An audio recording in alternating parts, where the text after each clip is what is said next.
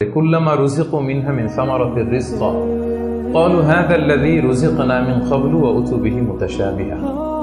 আমরা যখন জান্নাতে যাব, আমাদেরকে জান্নাতের যখন কোনো ফল দেয়া হবে, লেটস সে অ্যাপেল দেয়া হলো খাওয়ার জন্য, এই অ্যাপেল দেখেই মানুষ বলবে এই তো আপেল তো দুনিয়াতেও খাইছি। এটা তার মানে দুনিয়াতে যে খাইছে এই সেন্স কিন্তু আমরা ভুলে যাইনি।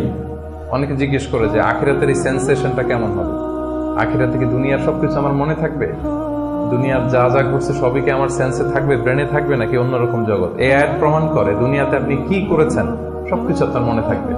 ফলে অ্যাপেল যখন দেয়া হবে দেখেই বলবে উতু বিহি মুতাশাবিহা, এরকম আপেল তো আমাকে দুনিয়াতে দেয়া হয়েছে, আর এটা তো আপেল, তো এখানে না কি ডিফারেন্ট কিছু দেয়া হবে, তো আপেল দিতেছে কেন এখানে?